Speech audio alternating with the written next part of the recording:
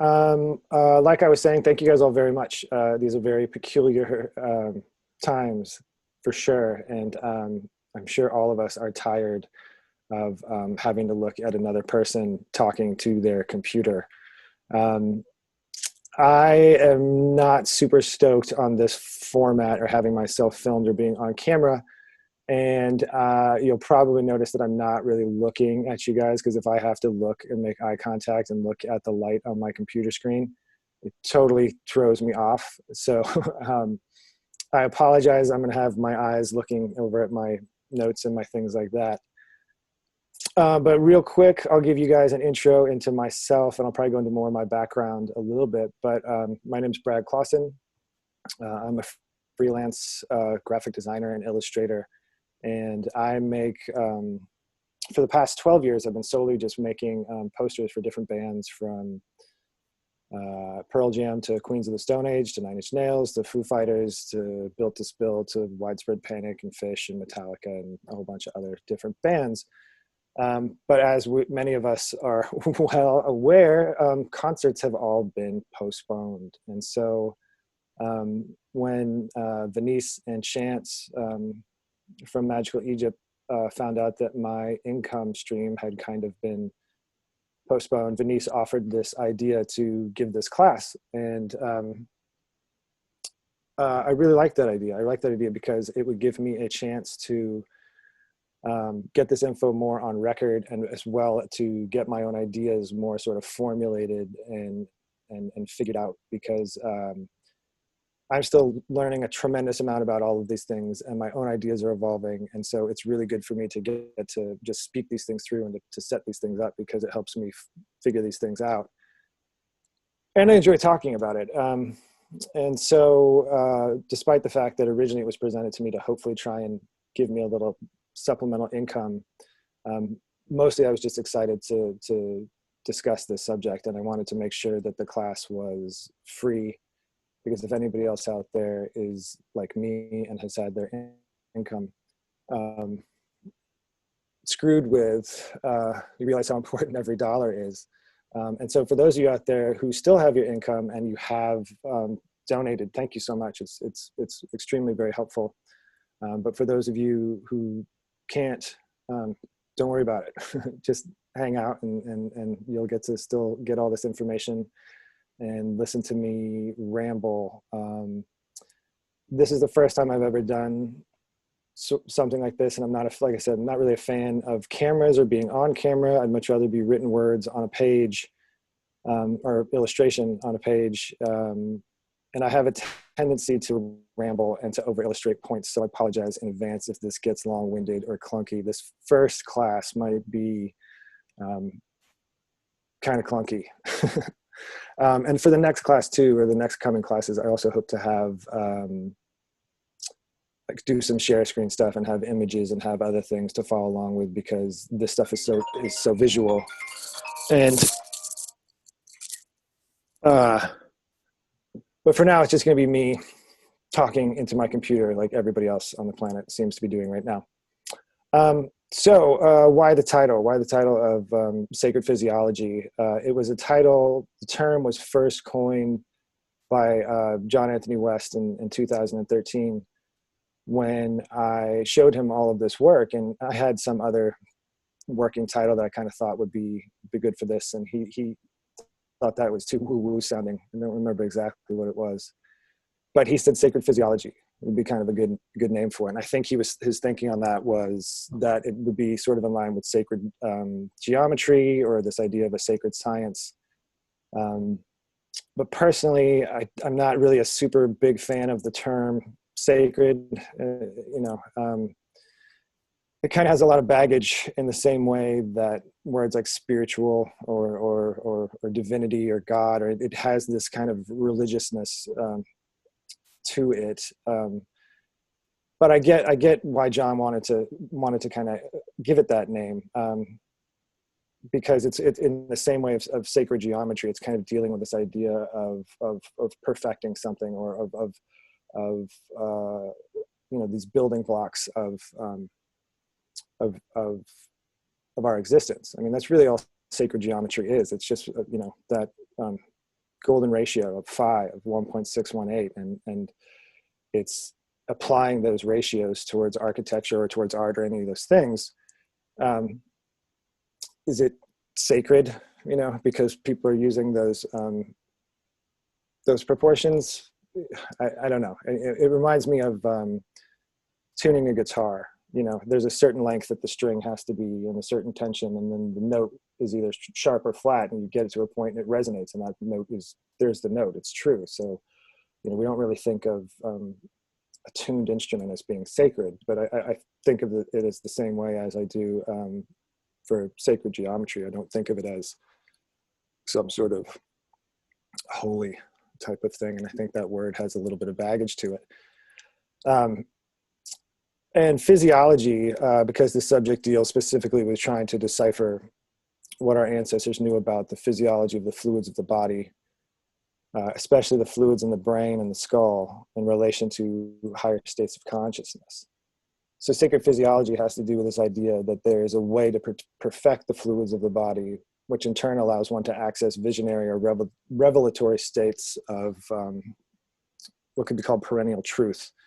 And I'll go a little bit more into that term of perennial truth. And so even though I feel the term sacred has a little too much baggage to it, I wanted to kind of honor John and call it sacred physiology. And there's a guy on YouTube who, Carlos Bustamante Restrepo, who has done humanity a huge service by filming some of John's tours in Egypt.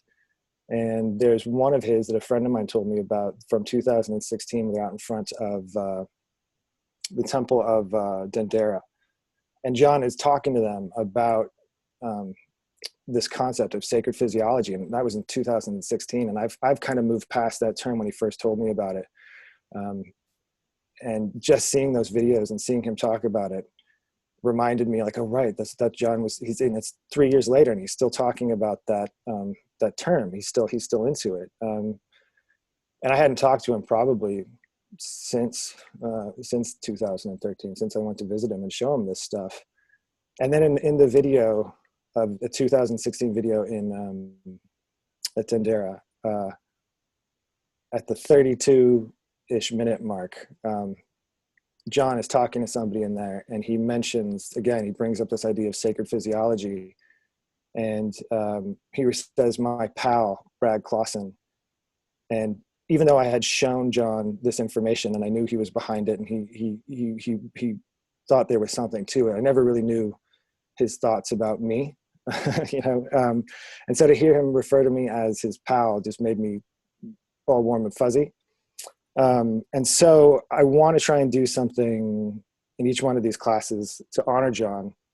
And given that John's weapon of choice was vodka, I'm going to have a shot of vodka to honor John. And if you guys out there have any other of your own I love that. beverages, raise a toast to the amazing John Anthony West. And here's to John. To John. You're greatly missed. Okay, need a chaser. And so that's where this whole term of sacred physiology comes from. I was doing a run through of all of this before we started, and I even did a run through of taking the shot. So it's possible that as we're going, I could start getting a little looser. But the image too that I sent out for this thing, I wanted to explain why I use that as well. It's from a 2014 poster that I did for Pearl Jam for a show that they played in Bogota, Colombia. And it was inspired by the Muisca people of Bogota, and that's from where the story of El Dorado comes from, the story of which people I think misinterpret as the Golden City, when it turns out that El Dorado actually means the Golden Chief or the Golden One. And I think it's one of those prime examples of sort of taking things too literally. I don't think anyone's ever going to find a golden city anywhere where you find like Machu Picchu or temples that are built out of solid gold. I don't think that's what is meant by that. I think it's about states of enlightenment, and the golden one or the golden chief is about these rituals that the Muisca shaman would do, where they would cover themselves in a resin and then apply things to that resin that were gold like, or gold dust, and then they'd be taken out onto a raft onto Lake Guadavita, and the shaman would or the chief or the shaman, whoever it was, would dive into the water, and the gold and the resin would kind of come off them. But it was this idea of sort of a baptism or a rebirth. And so I wanted to kind of address that concept with that poster in 2014. So the grail in the hands is referring to this idea of the grail as the skull and the fluids in the head, but then also to deal with this idea of psychedelic brews, that allow people to access these states and these rituals and that thing too. So it's sort of a symbol working off of both of those things.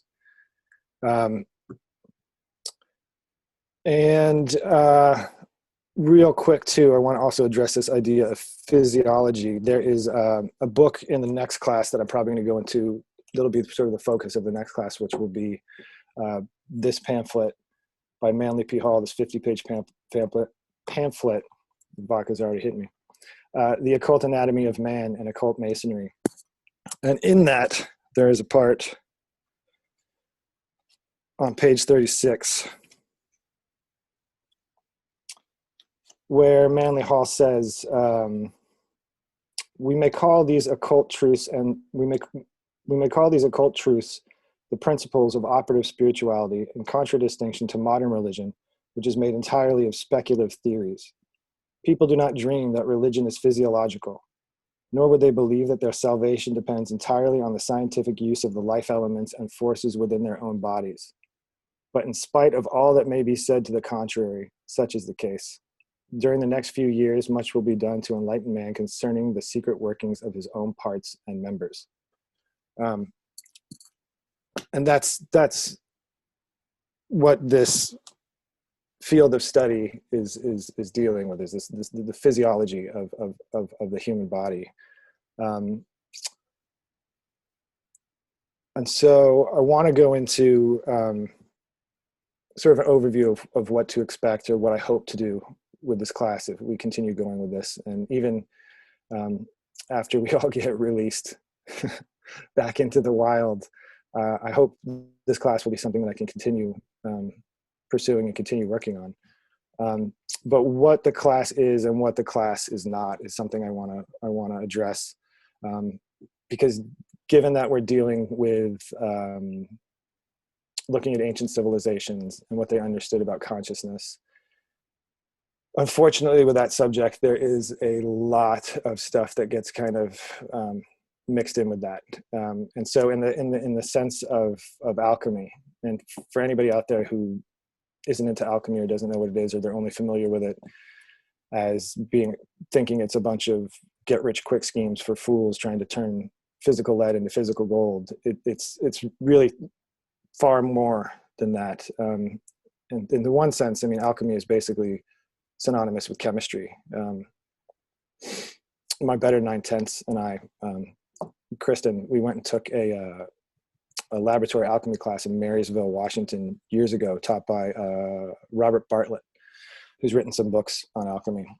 But it was basically a chemistry class. You're going into, you're dealing with Bunsen burners and beakers and chemistry. It is a chemistry class.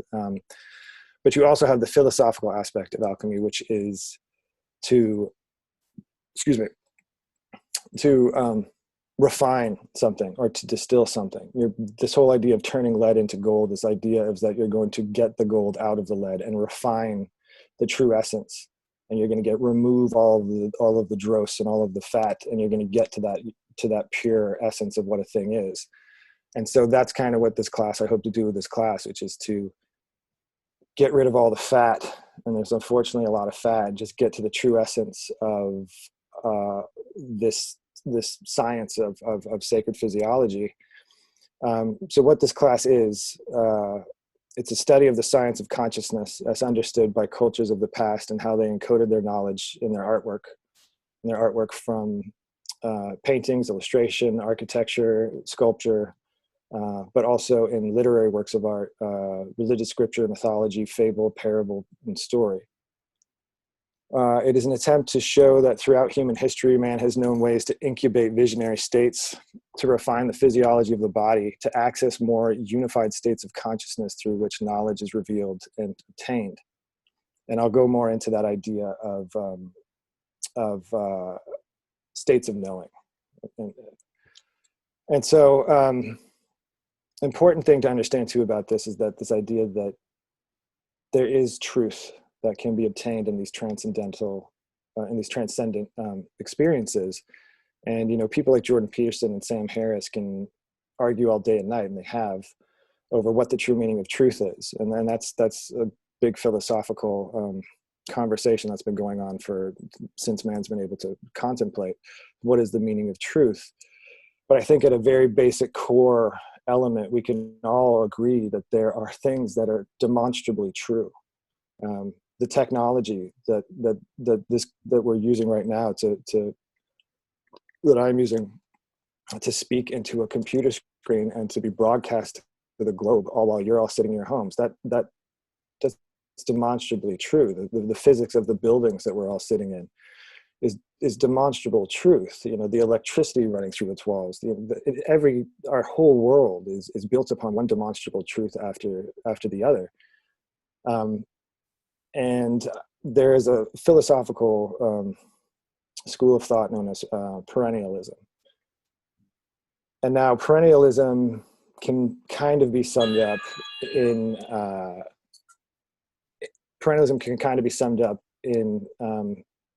the idea that all of these religions of the world, the religions of man, all share at their core this kind of universal truths. And a lot of people don't like hearing that. They want to think that their religion is unique, and all religions are. They all are unique, but they also at their core have universal truths. You know, it's the same way as take like cooking.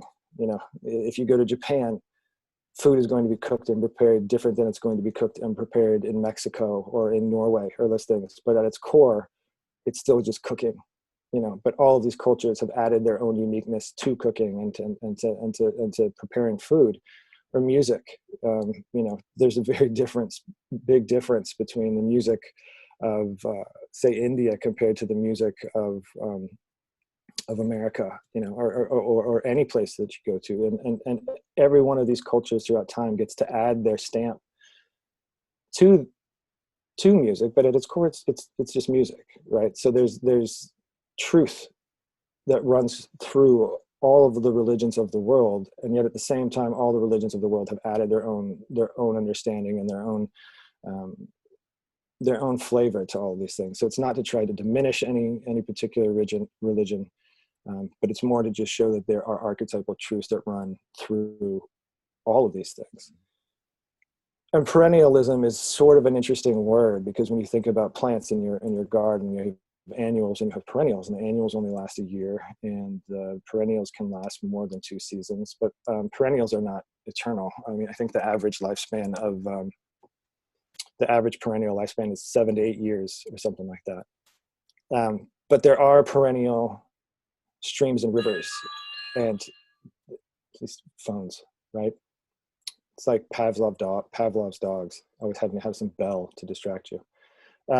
But so perennial streams and rivers, a perennial stream or river is a river that has a continuous flow throughout the year, that it never dries up, efficient, you know, and the riverbed never gets dry.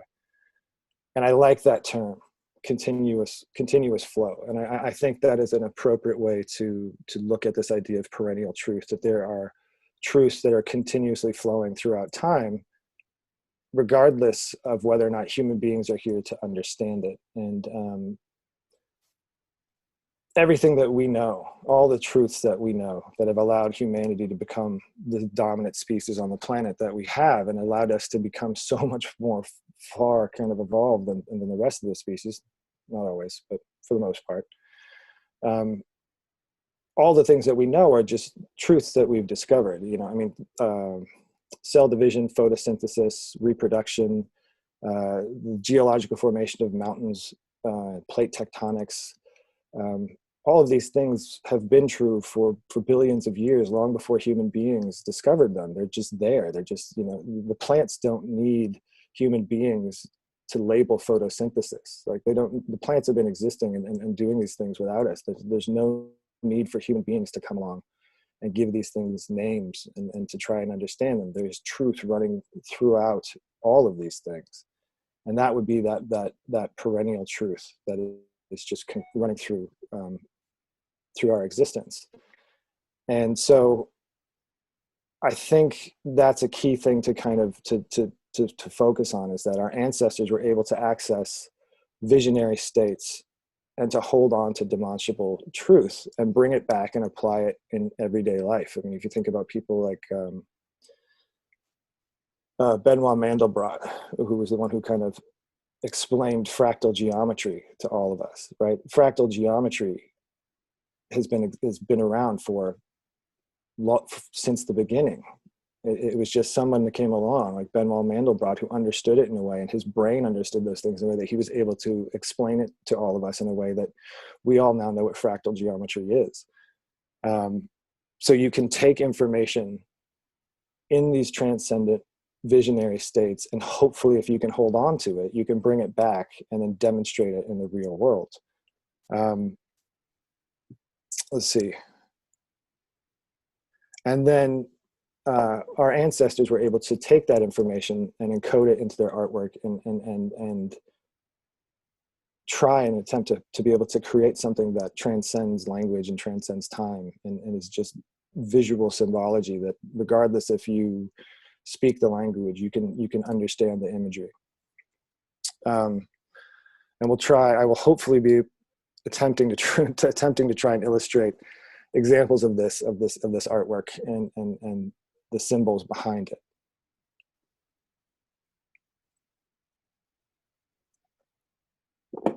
All right, now what this class is not, and there's more of these, and some of these require a little bit of unpacking. This class is not about spirituality. And while oftentimes looking into consciousness, there is this whole other component of spirituality and these other aspects of consciousness that are mysterious and awe-inspiring. I am not focusing on that aspect of those things. This is not going to be a class about unlocking spiritual potential or making you become a better spiritual person, though there is things that can be applied that would be of benefit to every single individual and to humanity as a whole. This is not going to be about spirituality. It's going to be specifically about focusing on one aspect of transcendent experiences, which is the ability to access knowledge. And this is something that you find across stories of people that have had near-death experiences. It's true of people who have had psychedelic experiences and ecstatic experiences. There is this recurring aspect of those experiences where people find themselves face to face with knowledge, or that they are learning things, or that they're in the presence of great knowledge. And part of the problem, is for most of us, for anybody who's had any of those experiences, my own personal experiences have only been through psychedelic experiences. I've not had a near-death experience, nor have I had what would be considered an ecstatic experience, is that when you're confronted and face to face with this knowledge, it's so overwhelming. It's so difficult to bring it back with you. And it's usually ineffable. It usually transcends language, and you can't express it in words, and you can't tell people what you've seen, and you can't tell people what you've been exposed to. You just know that you were, for a brief moment or for some period of time, being shown universal truth. And so that knowledge aspect is the main focus of this class. All the other aspects of transcendent experiences, though there are archetypal structures and symbols to transcendent experiences, are for the most part unique experiences for each individual and can only be understood by each individual. by going through the experience themselves. I mean, Joseph Campbell, it's a quote I've said numerous times, and I think it's extremely well illustrates this point, which is you can't teach an experience. You can only teach the way to an experience. And so, as much as people can have massively profound experiences through use of psychedelics or in a near-death experience, or an ecstatic experience like that, a lot of that is going to be unique to each individual, in the same way that our dreams, even though our dreams have archetypal structures in our subconscious, if somebody has a dream about their third grade English teacher chasing them, that's really only going to be relevant to them. Even though that teacher might represent some sort of archetypal symbol, it has no bearing on anybody who doesn't know who that person was or didn't go through that experience. So while there are hugely profound components to transcendent and psychedelic experiences, my main focus is going to be just on this knowledge aspect. And another way to sort of illustrate that is when you think about when you go to school, be it kindergarten, elementary school, junior high, high school, or college. The impetus for you going to school is to gain knowledge. But so much else happens when you're in school. You learn how to become integrated into a group of people. Excuse me. You learn how to interact with adults. You basically are learning all the things that make you become a person. You learn about being picked on. You learn about being the popular person. You learn about being a bully, or you learn about getting bullied. And then as you get older and older, you learn about crushes and having your heart broken or falling in love, and then you go to college and you're out on your own and you have this whole other experience that is not just the knowledge part. It's not just going to class and learning. There's these other massive aspects of going to school that have nothing to do with what you're learning in the classroom, right? So while there are what would be considered spiritual components to transcendent experiences, I'm really just trying to focus on the fact that there is knowledge to be had. And to me, that's probably one of the most important aspects of this, is that if we want to get the academic world to pay attention to this and to look back in the past and say, hey, these people actually had some information on this, the one thing that I feel like is extremely tangible for a skeptic or a scientific minded person would be to say, but there's ways to gain knowledge. There's ways to get information. It's not just some sort of spiritual mumbo jumbo. There's tangible, useful things that we can get out of these experiences, and not to diminish or take away at all from what people are starting to understand about the use of psychedelics for helping people with post-traumatic stress disorder or terminal diseases or addictions. There's amazing work that people are doing in utilizing psychedelics for that aspect, or utilizing transcendent states to help people get through really difficult things. That's wonderful, and it's amazing that we're finally starting to get more and more acceptance on those things in that realm. But my interest is in this idea of knowledge and of being able to take information and to find tap into these continuous streams of universal truth. And also, you don't need to be a spiritual person to be interested in consciousness or ancient civilizations. You don't have to be a spiritual person to understand that there are unseen, invisible forces that impact the physical world. Time, gravity, and consciousness. These are all invisible forces that have massive impact on our world and on the physical world. But you can't show me a jar of time. We can't show a jar of gravity or a jar of consciousness. These are, in fact, invisible forces that play upon our physical world. So you don't have to be you don't have to be a spiritual person to realize that there's more to the world than what our five senses can show us. And so that's something I want to really hammer home with this, is that this isn't a class about spirituality. If you're interested in spirituality, great. And I'm not trying to fault anybody. And I'm not trying to say that there's not spiritual components to transcendent experiences. There absolutely would be things that, you know, when people have these experiences and they feel like they're connected to a higher power, they feel like their ego is dissolved, and they feel like they're more connected to everything, and they feel bigger than themselves. There's profound, amazing things that come along with this. And so I'm not trying to diminish any of that. I'm just more interested in this one component in hopes that it will break through the wall of silence, right? You know, like John used to talk about with Schwaller de Lubitsch's work about how Egyptology had erected a wall of silence around Schwaller's work. We need to break through that wall. And while I love all the John West isms, you know, wackademia and prostitutes and all that stuff, and I understand why John and folks like Graham Hancock get so frustrated at mainstream academia. I think it's perhaps a time to try and not be antagonistic, and to try and get them to look at this stuff and see that there's information there, and that there's something to be had in the knowledge of our ancestors, especially in regards to the knowledge that they had on consciousness. This class is also not about aliens.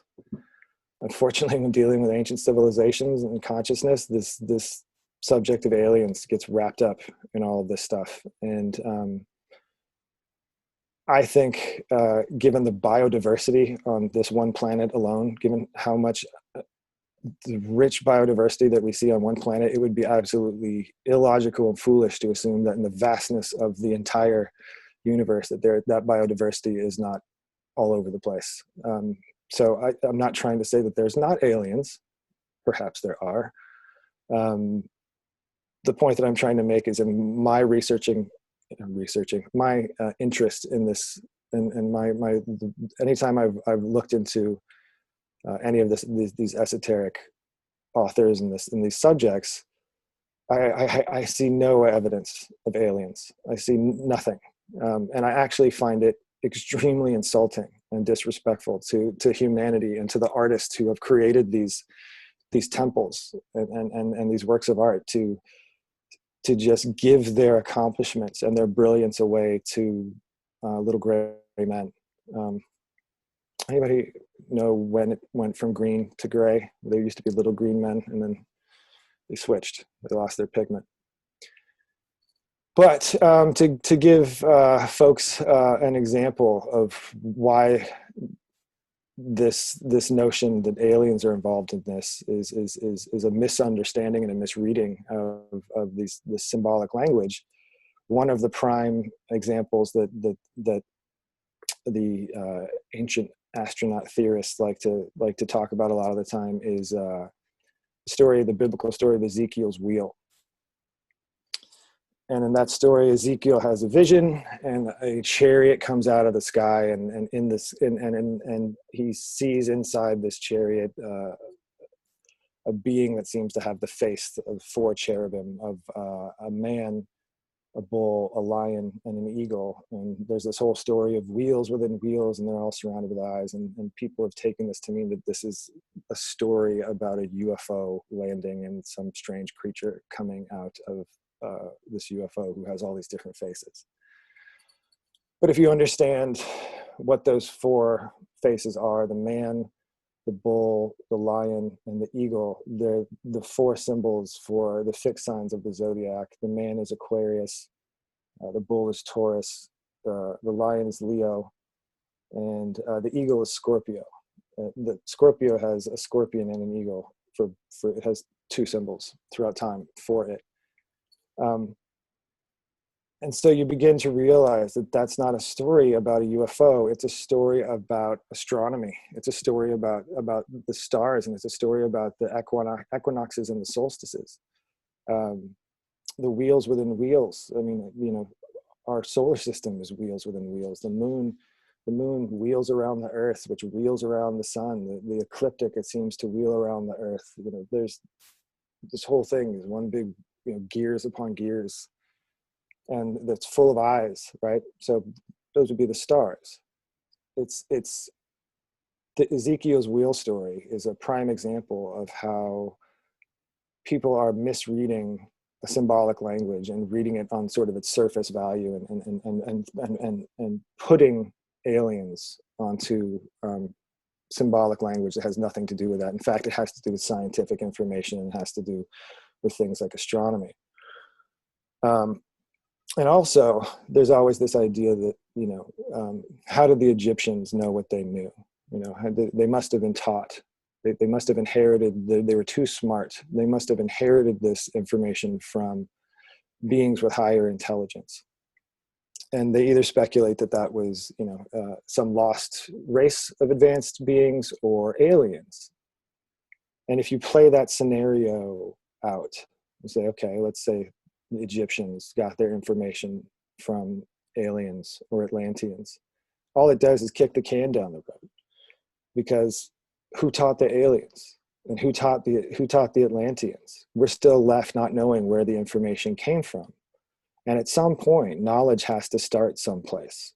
It has to, you know, everything that we know is because some person made a discovery, some person made a breakthrough, and they saw things a way that we never did before. Again, like Benoit Mandelbrot. He saw things that nobody had seen before in fractal geometry, and now we all understand those things.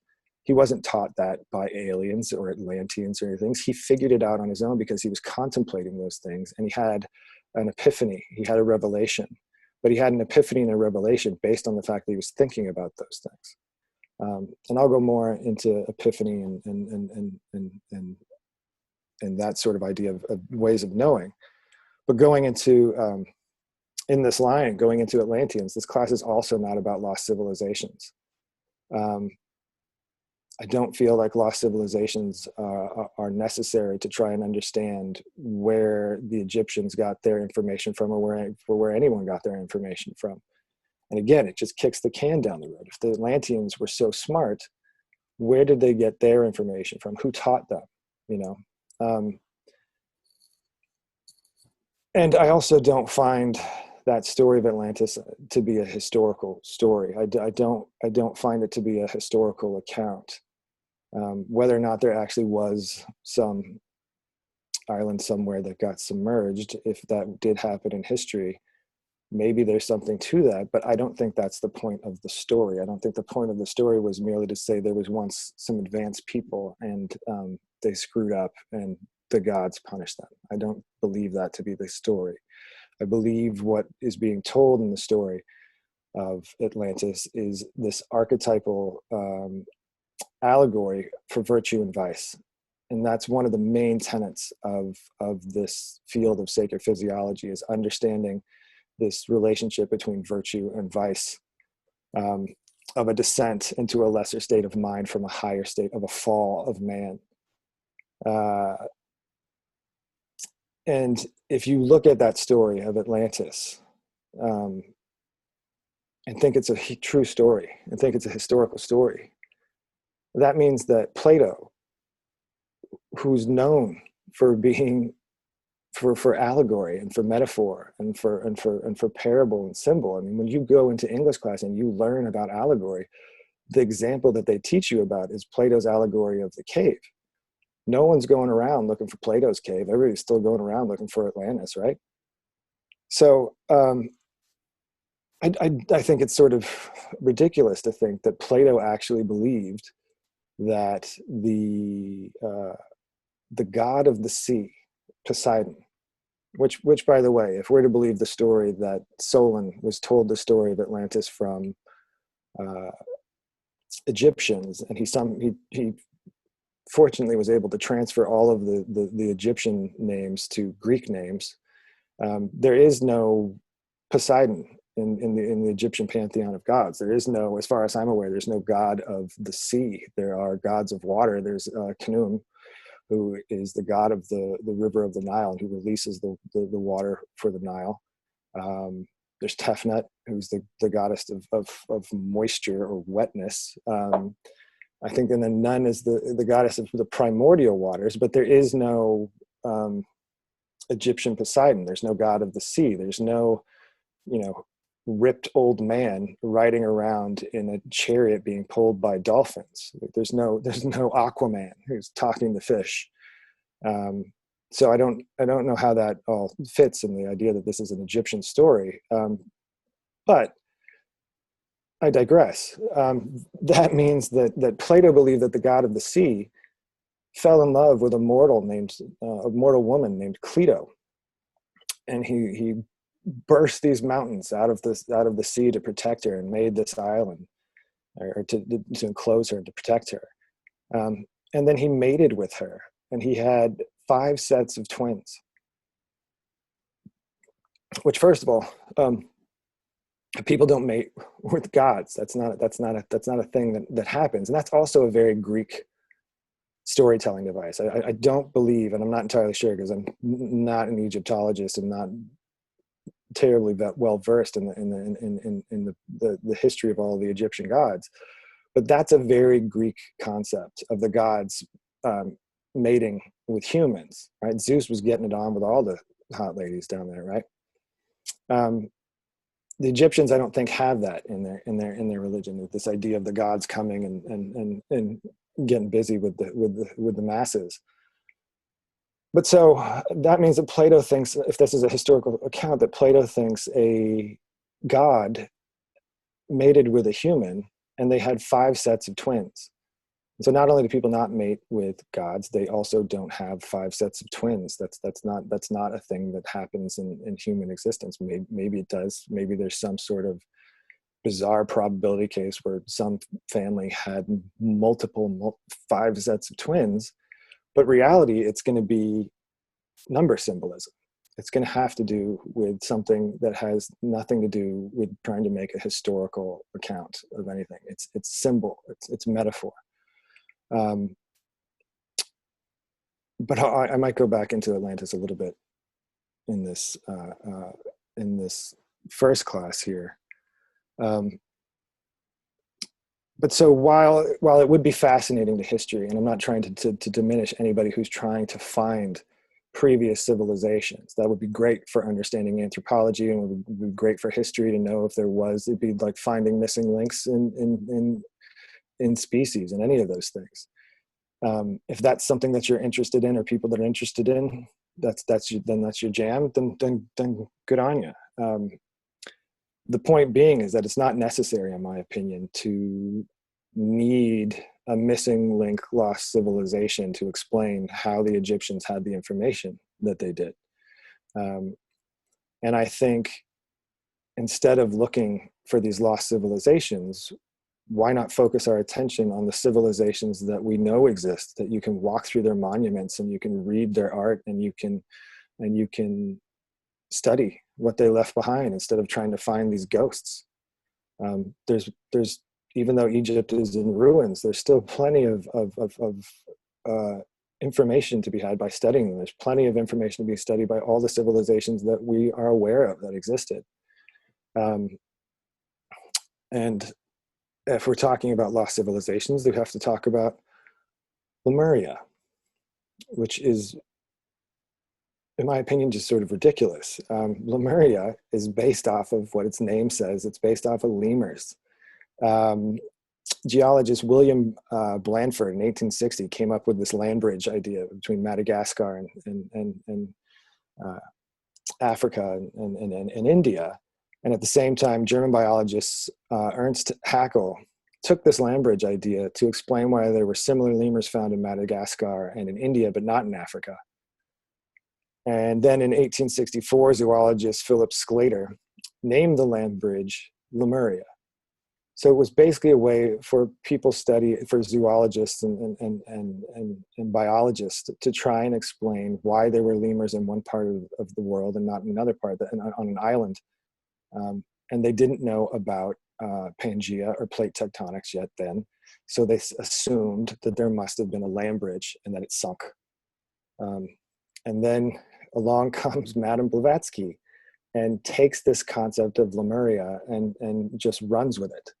And it's to this day, it's still brought up. And it's kind of amazing because it's about lemurs, right? And even people whose work that I respect, like I mentioned Manly Hall before,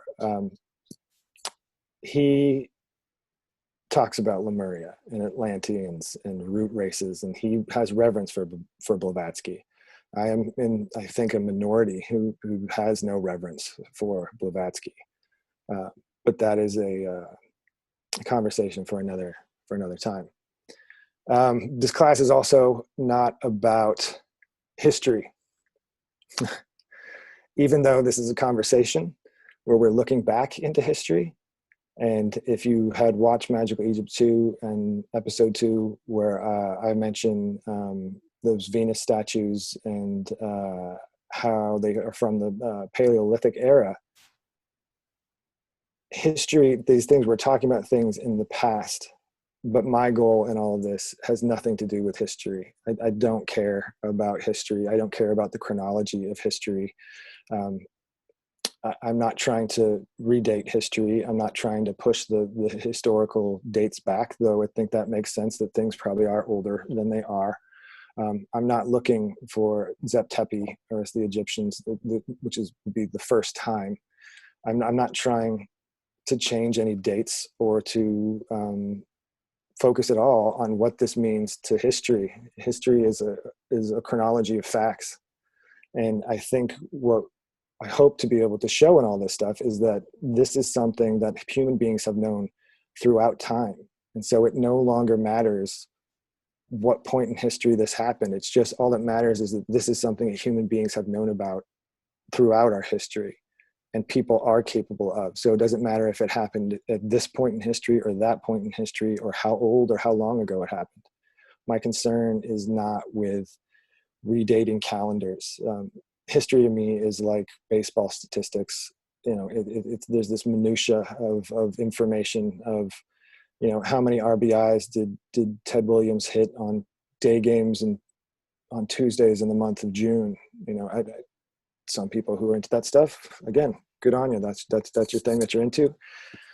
I'm not interested in history. And I think that's something important to mention, is that we're talking about human beings. We're not talking about history. This class is also not about catastrophes. At no point in any of the things that I have read in any of this esoteric literature have I found any mention of any sort of catastrophe, aside from the fall of man. That is a recurring archetypal symbol, this idea which can be symbolized as spirit descending into matter, of a higher nature descending into a lower nature. And you might think that I am skipping over flood myths, as these being catastrophes. And I think that's another symbol that gets highly misunderstood and talked about incorrectly. Obviously there are floods, obviously there are catastrophes, obviously there are ice ages, obviously there are things that have happened throughout time that have caused human beings to either have to deal with nature and have to deal with the elements. Drought would be a reason why you would have civilizations that have to pack up and leave. And so I'm not trying to say that floods haven't happened. The point being is that people often try to say, because you see flood mythology across cultures, and there's flood myths throughout different places and different times, that this must mean that there was some great deluge, that there was some great flood. And now that then assumes, if you take that approach to an archetypal symbol like the flood myth, that it's historical because it's found across cultures, then you have to apply that same thinking to other archetypal symbols. Other archetypal symbols like the axis mundi, or the pillar upon which the world is built, that's found across cultures. The sacred tree, that symbol is found across cultures. The sacred mountaintop upon which the gods dwell, that's found across cultures. Human beings being made out of clay, that's another one. That's, the dying and resurrecting God. These things are archetypal symbols that are found across culture. So if you're going to apply the logic that if a flood myth found across cultures means that it's history, then you have to apply that same logic to all the archetypal symbols. And so I think it is an incorrect approach to look at flood myths and say, because they're found everywhere, that this means it's history. I think it is an archetypal symbol that is dealing with purification. And this process, this idea of purification and of fluids, is another one of the main tenets of this field of sacred physiology. And I hope to be able to illustrate that as we go forward, that there is something very profound to be understood about cleansing, about the washing away, about the purification of bad habits. And that is what we see in Atlantis, is the sort of Atlantis, is this purification of bad habits and a renewal and a rebirth. The class is also not about any particular civilization or culture other than the culture of humanity. While my interest in this field did begin in Egypt, this is not a study or a class about Egyptology. I'm not an Egyptologist. I don't care that much about dynasties or kingdoms or this or that pharaoh. I'm trying to boil this down to a much bigger picture about humanity, about this ability that human beings have to tap into knowledge, regardless of culture, regardless of time. So this is not a class about any particular civilization, and it's also not a class about any particular religion, though it's important, and we will be looking at numerous different religions, and that's sort of the point, is to do a comparative study and see the similarities in all of these things. So this is not a class about religion or any particular culture. And lastly, it's not a class about politics. As anybody will know me, I have very opinionated ideas about politics, past, present, and future. And this subject has zero to do with politics, particularly modern politics in America. So just check them at the door. They're not necessary. We could have conversations about that, drinking beers someday, But this is not, politics is completely has nothing to do with any of this. So that's what the class is and is not. This is taking a little bit longer than I thought. We're almost 7.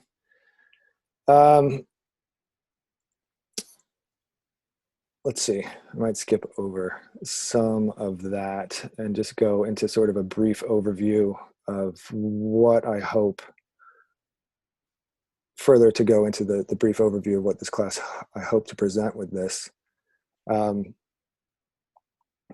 And part of that would be this idea of the physiology of the fluids of the body and the hormones. And so the definition of physiology is one, a branch of biology that deals with the functions and activities of life or of living matter, such as organs, tissues, or cells, and of the physical and chemical phenomena involved. 2, the organic processes and phenomena of an organism or any of its parts or of a particular bodily process. So I hope to be trying to examine what our ancestors knew about the physiology of the fluids of the body, in particular the blood and the cerebrospinal fluid, and the hormones in the blood in relation to accessing higher states of consciousness. And I have to say this too, that given that this subject, I mentioned this in episode 6 of Magical Egypt 2, a big important thing to make note of is that I'm going to be talking about things that I have very little knowledge about. things like neurology and anatomy and physiology and all sorts of medical and scientific subjects that I am just barely myself beginning to understand and beginning to learn about. So I have a pedestrian understanding of a great deal of these subjects. It's my hope in all of this is to be able to present sort of a bigger picture to the point that I can get people from all these different fields, to get people in neuroscience, and to get people in endocrinology, and to get people who study physiology, and to get the scientific community to look at these things and to pick up what I'm putting down and to take the ball and run and go with it. You know, I have been collecting books, as you can see behind me. And I have shelves on medical books and endocrinology and neurophysiology, and I don't have enough lifetimes to learn all the information in those things. And not only that, it's not the most riveting subject matter either. I find myself oftentimes, every time I have to pick up a medical textbook, putting it down pretty quickly. So to keep that in mind, there's going to be plenty of times when anytime I'm talking about medical things that I'm probably going to get things wrong. I'm going to pronounce words wrong, and I'm going to have to continue my own schooling in the subject and be learning along the way. So something to remember. I'm a artist who draws pictures for bands. You know, so just keep that in the back of your memory or in the forefront of your memory. But given that the importance of hormones and the reaction in the blood, our reaction to things affect our hormones and vice versa. You know, our emotions are affected by hormones released into the blood. The most common thing we think about are, you know, the out of control teenager with their raging hormones, you know, that can't really be, you know, don't really know what's going on because they've got all these hormones being pumped into their blood, you know, or fight or flight. You know, when presented with a predator or something like that, hormones get pumped into the blood. So you either are able to run or you're able to stand and fight. And interestingly enough, nowadays, since we don't really have predators, that would normally be the thing that we'd be responding to in fight or flight. We go into fight or flight during road rage, during an argument with your boss, or even upon hearing things that you don't like to hear. Hormones get pumped into your blood when we're reacting to things. But our emotions also, not only are our emotions being affected by the hormones unbeknownst to us, but our emotions are also in turn affecting hormones being released into the blood.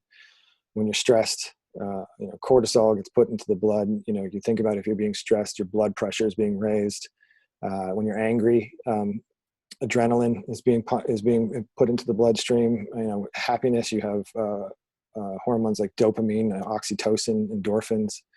So everything that we're doing, hormones are affecting everything that we're doing and constantly being pumped being released into the bloodstream via the endocrine glands.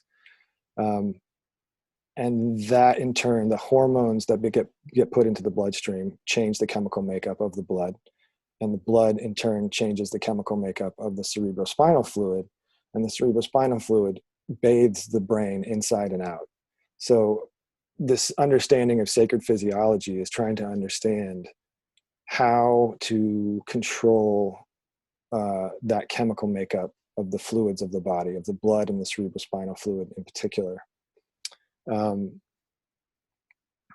So when we are in control of our emotions, of our desires, our cravings, our wants, our hostilities, it affects our hormones being released into the blood, and then therefore the cerebrospinal fluid, and therefore the bath of fluid that our brain is sitting in.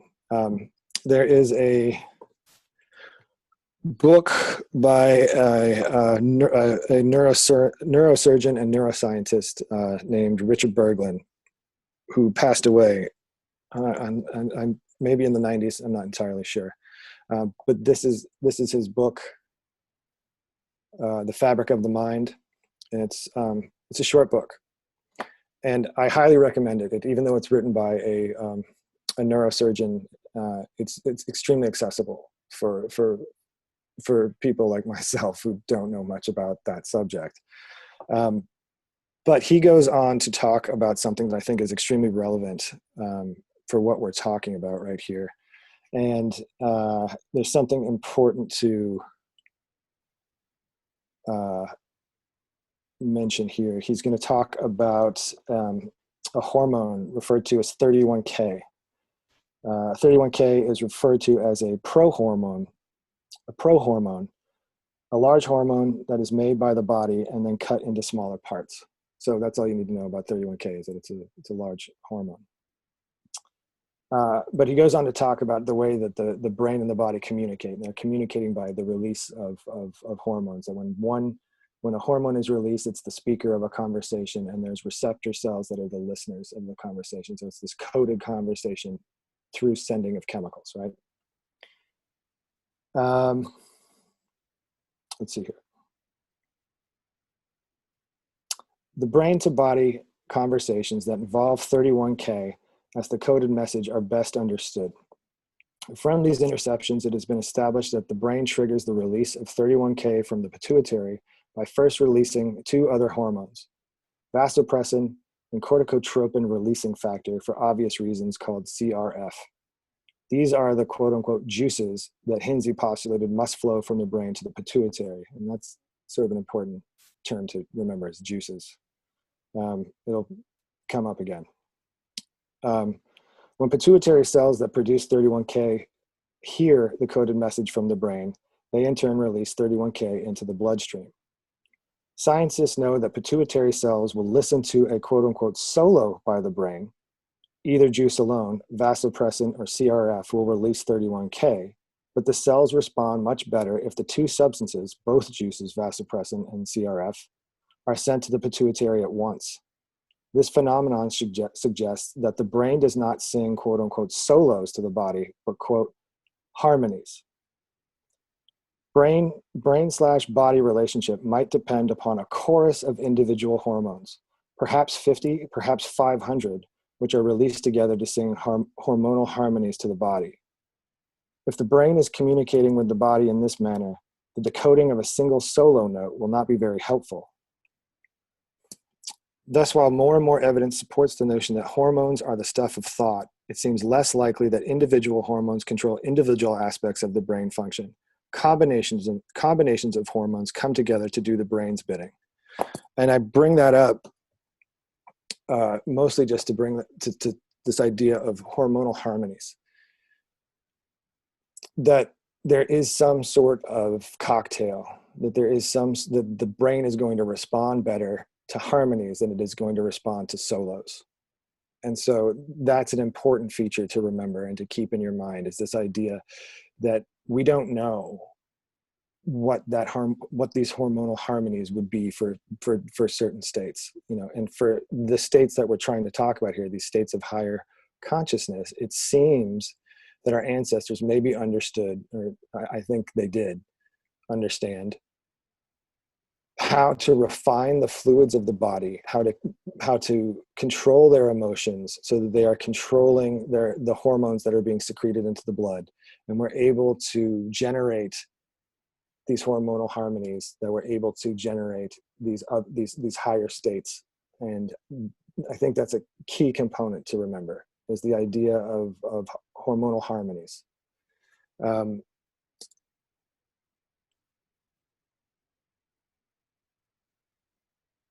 Let's see.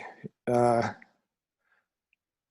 again, so this goes back to this idea of virtue and vice, right? This is the idea where if you don't give into your desires, if you don't give into it's the 7 deadly sins, right? If you don't get greedy, if you don't get angry, if you're not lustful, all of these things which are going to release hormones into the bloodstream, if you are able to transmute those desires, those cravings, those wants, you will be going more towards virtue than you will be going towards vice. And again, that is the main teaching of Plato's Atlantis, is that story of the fall from virtue into vice. and that'll be probably another class that I'll have where I'll focus on all these other aspects of virtue and vice and showing you artwork depicting this. And it's, again, one of the pillars, I feel like, of sacred physiology. Now we're going to get into this idea of states of knowing, of intellect and knowing and seeing. The reason why I think this is such an important component of transcendent experiences is because it's something that we're all familiar with. You don't have to have had a transcendent experience to have had an epiphany. Everybody has had an epiphany at some point, whether it's remembering where they left their car keys or whether they've figured out a problem to a solution. And oftentimes I think people think of this idea of epiphany as divine revelation, or something like that. But the majority of the time that anybody's going to have an epiphany, it's going to be about something that they've been contemplating. Maybe there's cases of this, but I don't know. But it's probably rare that anybody's going to have an epiphany about some subject that they don't think about and spend no time thinking about. It's probably not likely that somebody who's not a plumber is going to have some epiphany about how to make some better solutions for plumbing. For example, when I have to come up with poster concepts and I'm struggling and I can't think of a concept and I don't know what to do, and days and days and days go on, and I'm just thinking, what am I going to do? I can't think of anything to do for this. And I'm running through ideas, or maybe there's not that many ideas happening, but I'm going to bed at night stressed out because I can't think of something, and I wake up the next day and I don't know what I'm going to do. All of a sudden, at some point, an idea seems to manifest and appear out of nowhere, or an image will appear in my head, or maybe I'll have a dream and see something in a dream. But it's because I've been thinking about these things, right? It's because I've been contemplating these things, Revelation, I've said this before, revelation is the boon of contemplation. You're going to have revelations if you're thinking about that stuff. Again, going back to Benoit Mandelbrot, he was thinking about those things and he had revelations because he was contemplating those things. It's no different than how many times have you been thinking, like you've been talking to somebody and you say, hey, what was the name of that actor in that movie? And the person you're talking to can't remember, and you can't remember, and nobody cheats and uses their phone. And then 4 hours later, the next day, you go like, oh, it was Gary Busey, right? It's that interesting aspect of the human brain that even though you maybe think you've stopped thinking about something, some minions in the back of your brain are still working that problem out, and they're like, hey, we got it, we figured it out, maybe way later than you needed the information, but we did it, right? It's because your brain was thinking about it. Let's see. And that's the other thing too, that our human progress is just one epiphany after the next, right? How many, if it wasn't for the Wright brothers failing and just keeping going, and all of a sudden being like, I think there's something here, why do we keep screwing this up? Or people trying to build rockets and the rockets keep blowing up, and they don't give up, they keep trying to solve that problem. It's because somebody has an epiphany. Somebody has a revelation, and they solve the problem. And so everything that we have, all this technology that we have, is built upon individuals or a handful of people having revelation and having epiphany and solving a problem in a way that nobody else had thought to solve it before. So this is something that is a very real, tangible thing. And that's the reason why I'm most drawn towards this aspect of transcendent states, is this aspect of being confronted with knowledge. You start to see this, when you look at things like the concept, even the term gnosis, even though you don't have to associate it with Gnosticism, it's a word of itself, regardless of the practice of Gnosticism, or the word Vedas, the text means wisdom or knowledge. The term rishi is a seer. Sophia means wisdom, so philosophy. Philo means love, and Sophia means wisdom, so philosopher is a lover of wisdom. We see this again and again, this idea that the philosopher sages of our past were all, seeking wisdom and knowledge, and they found it, and they found it but we're unable to truly convey what they found because it's ineffable. And you have to experience it yourself. You have to go through the experience and see it. But not only that, even though it's ineffable and difficult to describe, they've done a brilliant job of trying to put meaning and understanding to something that can't be explained or understood with language.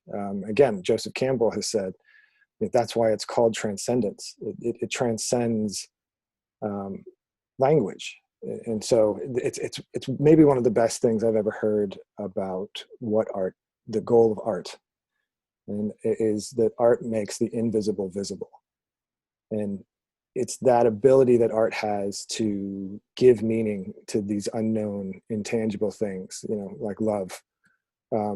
How many of us have heard some song and we don't know why, but it reaches out to us? Or how many of us, when you're heartbroken and you're driving in the car and the radio seems to be speaking directly to you, and all of a sudden you never realized how much, what is it? Whitesnake, don't know what you got till it's gone. I don't know if that's Whitesnake. I think it is. And you feel like it's speaking directly to you, or if you even things that don't have words and lyrics like songs do, like a painting. There's times where you can see a painting, or you can and just be moved by it. And you can't understand why, but it explains so much to you. And if someone's going to tell you, like, how do you feel? You say, I can't explain how I feel, but that painting seems to capture my feelings. That's, to me, the brilliance of art, is to be this kind of midwife between helping people understand that which can't be explained or can't be really, described very well. So I think I got a bunch of other stuff that I could go into here, but it's already 7:13, and that's maybe as good a place as any to stop, despite the fact that I could keep rambling on. So hopefully for the next coming classes, I know the next class I want to go into Manly Hall's Occult Anatomy of Man, and his other book titled Man, the Grand Symbol of the Mysteries, and go through. To me, I always thought if I ever had a class like this, the first class with 101 would be that pamphlet by Manly Hall. So I'm going to go into that. And then following classes, I'll go into other works and other authors and other people whose work has been helpful in helping me understand this stuff. So hopefully if you found this interesting or useful, you'll come back. And if not, thanks for hanging out and listening to me ramble. But I think this will be a good place to stop. So if there are questions, I think we're going to do like a question and answer thing. And I don't know, Venice, are you there? Yes, I am, Darren. I just wanted to ask the attendees if anybody had any questions at all. And just so you know, I'm going to post this video up and let you all know where it is in case you want to watch it again. But if you guys have any questions, pop them in either the question and answer box or in the chat box. And basically, so far more comments, my love, than questions. So that's good. Yeah, and I'm all for criticisms and critique, because like I said, I'm not used to doing this sort of thing. And if it was incoherent or rambly or any of that stuff, feel free to say, hey, give me some, if anybody out there wants to give me some constructive, I'm all for it. And like I said, maybe at some point I'll figure out how to look at this green dot and look at you guys and say hi, but it's not intuitive to stare up at that thing. So yeah. Well, I don't see any questions, darling, so I think we're good to sign off for now. And okay. Oh, people are fixated on your bookcase. I know, me too. Well, you want to know the crazy thing about this bookcase is, and the crazy thing about the world that we live in right now is I had this weird thing in my head that kept telling me just buy books, just keep collecting and buying books and collecting and buying books, even though I wasn't reading them. There was this weird part of me that kept saying, like, at some point I'm not going to be able to get them. And I don't know if Amazon is still shipping out books, but a lot of these books came from Amazon. And say what you want about Amazon. One of the best things about Amazon is they use used bookstores, and you can find used books on Amazon for literally for a penny, and the shipping is $3.99, so it's $4. And so I would just go by, and you can see some of the books back there are old library books and used copies and like stuff like that. But so Kristen was always been flipping me shit and being like, you have a problem. Like books would be arriving days. And I think our mailman is probably like, why they're getting books constantly at this address. And so there's a ton of books back here that I will probably never read, but I wanted to kind of collect them and build a reference library so that I had all this information at my disposal whenever I needed it. And it's come in super handy. There's been numerous times when I'm reading a book and it references another book, and I'm like, oh, I have that book, and I can go pull it off the shelf and grab it. So it's I'll tell you what though, you don't even come close to Laird and Risa Scranton. Really? They have literally 5, maybe 6 copies of certain books. And when you walk into their home, there are piles of books on the floor in addition to the walls completely lined with books. You've never seen anything like it. Yeah, it made me feel kind of good, and I tried to redeem myself. I tried to redeem myself with Kristen. I saw some interview with Noam Chomsky, and he had books all behind him and like stacks of book on his table, like I've got over there and stuff like that. And so I was like, see, it's not just me. I'm not the only person who has this problem. I would imagine Noam Chomsky has probably read far more of the books that he has than I have. But like I said, over here, these are all the medical books. And like I said, I started collecting a lot of these books mostly, as I'm saying, as a library. I wanted to, I know I'm not going to read them all. I know I don't have enough lifespans to the one that I have. I know I don't have enough time to read them all, but I wanted to at least build a collection that all deals with this subject so that I had them in one place. And just for the sake of like history, to just be like, all right, they're here. And I don't like reading books on Kindle or I don't like reading on screens. I can't stand it. And so I wanted to have all these books here and just to keep them. And so the joke is always like, so somebody else can deal with them when you're dead and move them. Yeah, someone else has to move them later. But I also really enjoy being kind of surrounded by them, because every spine that I look at and all this stuff, and as daunting as it is, there's times where I think like, what am I doing with all of these books? This is ridiculous. I'm never going to read them all. There is something to be said about being surrounded by them all and realizing that every one of those books is somebody's time and energy that they put in and their knowledge, and it's there. It's a tangible thing that I can look at. And it's inspiring in that sense to be like this. These are the words and the work of and the time of countless people throughout time. So it is helpful, but there's numerous times where I kick myself. I'm like, we had to buy these bookshelves at IKEA just because they were running out, running out of room and running out of space. And I keep telling myself that I'm going to stop, but inevitably I find some book and it references 3 other books, and I'm like, well, I got to get those books. And John even said this to me when I visited him back in 2013.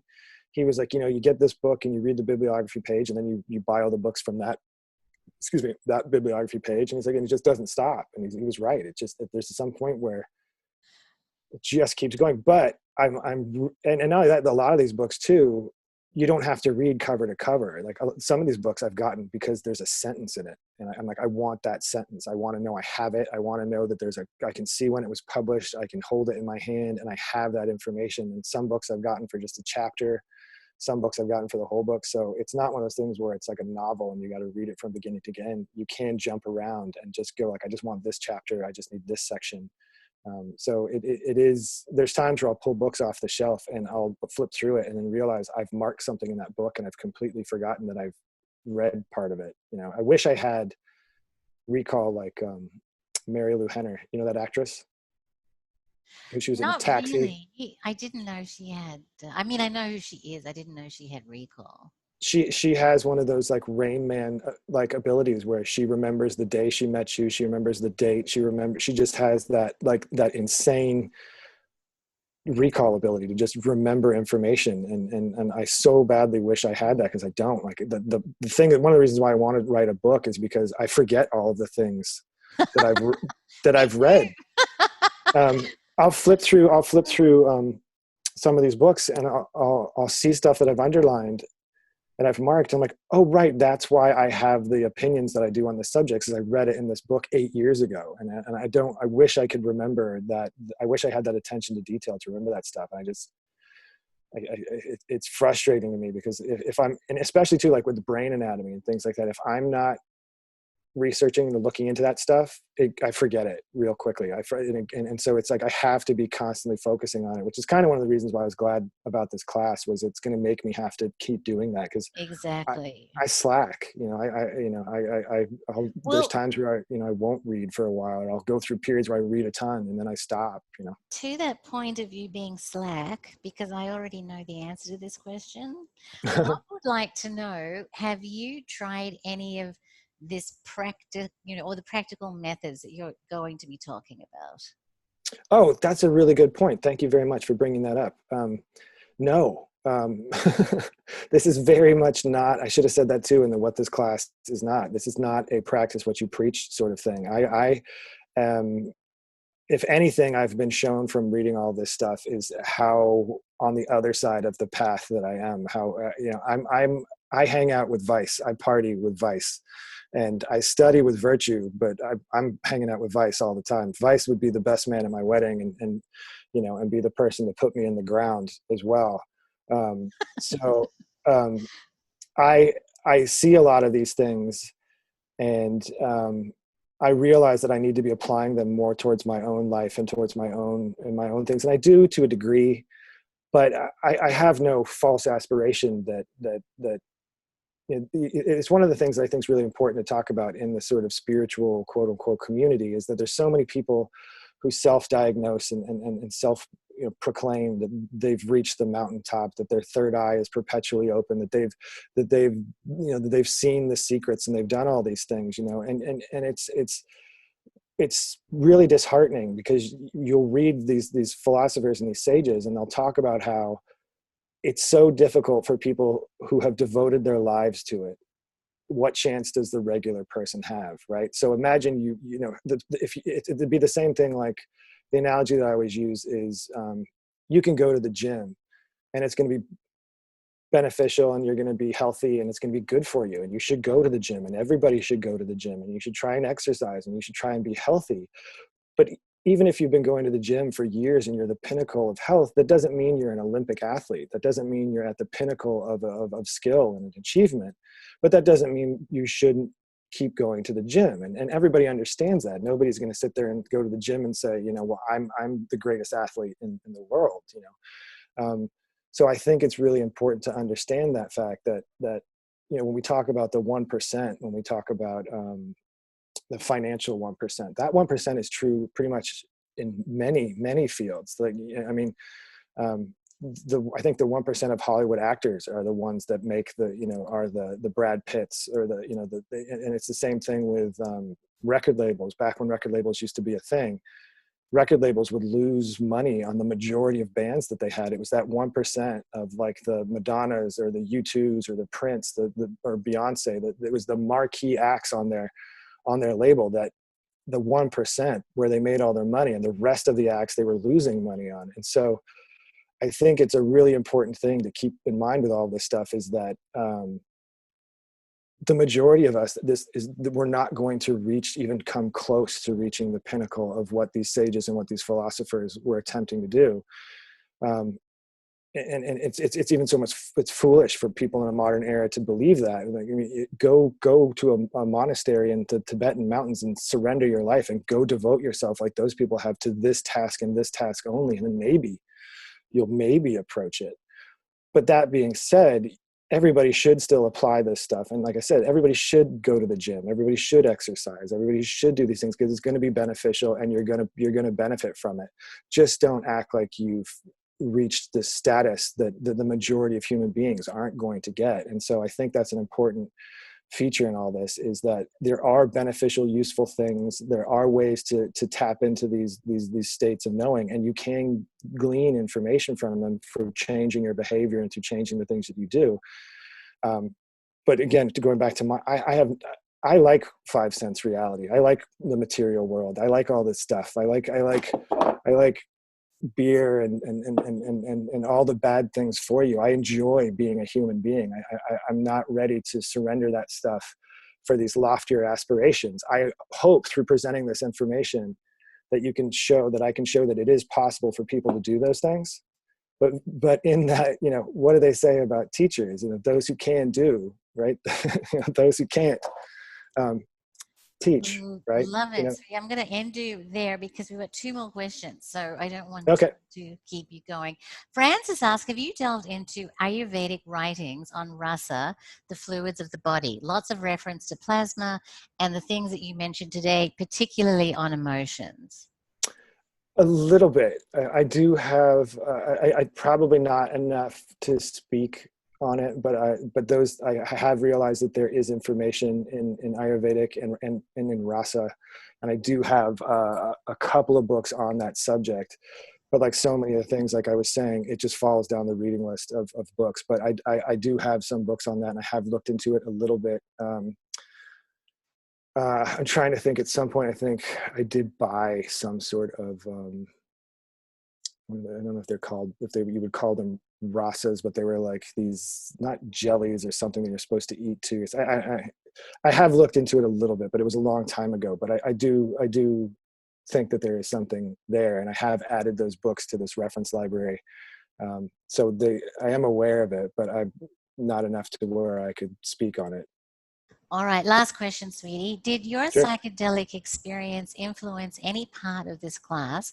And if so, would you share that experience as it pertains to sacred physiology? Yeah, I've had multiple psychedelic experiences. I'm not as much of a psychonaut as somebody like Christopher Bache, who's done 73 sessions over 20 years. But I've traversed the what is Chance called the way outosphere. And I would say the first time I did have a psychedelic experience was with LSD, and my buddy, whose name was also Brad, when I asked him what it would be like, said the greatest tagline in the history of like marketing, concise marketing slogans, which he just simply said, when I said, "What's it like?" He said, "You'll never look at the world the same way." And there were some quotes in here that I was going to try and pull out that basically deal about that when these adepts go through this experience, their way of seeing is changed. It's one of the phrases that gets brought up a lot in shamanic traditions too, is that their way of perception and seeing is changed. And I think that's really what psychedelics do, is that they allow you the perspective. They give you more perspective, and they give you a higher plateau. And I've said this before too, probably, I think one of the times you and I are talking, that idea of the symbol of Horus, of the bird, the hawk or the falcon or the eagle, the thing that has this height to perceive things from great heights. I feel like psychedelics give you that. They give you more angles from which, and more perspective and more vantage points through which to look at things. But certainly, to answer that question, my experiences with psychedelics made me realize that there's a whole other way of seeing things in my mind's eye that I didn't know that you could do. And as a visual person, as a visual artist, and Chance and I talk about this all the time. We have to exercise that muscle for our jobs. We have to exercise visualization. And so to then be shown that there's this whole other level of visualization, there's this whole other interface in your mind's eye that is like nothing you've ever seen before, and is just mesmerizing and compelling, and it shows you that there's all these other avenues of cognition and perception. It has had a huge impact on why I'm studying this subject and why I'm interested in visionary states and states of knowing, was because I've had experiences with psychedelics, and that has, pun intended, opened my mind to understanding that there's other ways to see, there's other ways to know, there's other ways to comprehend and to get information and to have like some of the times of your life. I've never laughed like I've laughed on psychedelics. So I've had bad trips too. There is some, they are to be revered and to be respected. But yes, they've had a profound impact on why I sought out this subject and why I became intrigued by it. So yeah, they've been extremely beneficial to my own understanding, and would be the reason why I'm giving, one of the main reasons why I'm even interested in the subject and giving a class like this. So yeah. Fantastic, sweetie. Well, look, something's going a bit buggy with the your feed. Let's say goodbye, and I've got everybody's emails, and we will pick it up next time. Yeah, should we do? Do you want to do weekly, like same time, or does it matter? Like, it's going to take me. What, we'll figure it out offline, and I'll let them know. How's that? That sounds like a plan. Okay. Hopefully, folks, you'll out there will be interested, and we'll keep delving deeper into this stuff. I'm really grateful to all of you folks out there that took the time to join me and to listen to me talk about this stuff. And I hope everybody out there is not stir crazy and is doing good. And we'll see each other again some other time. Fantastic, Darlene. Thank you, everybody who showed up. I'll send you an email, and we will all meet again, just like the Queen said. Have a lovely evening, and bye-bye. Bye.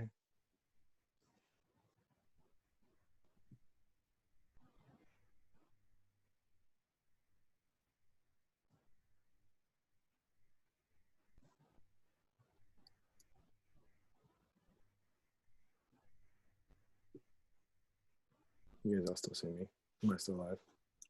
Hold on, sweetie. I'm trying to end it, and it might be me that's having the problems. So just. Oh, well, I was going to go through. I didn't even look at the chat. I want to like.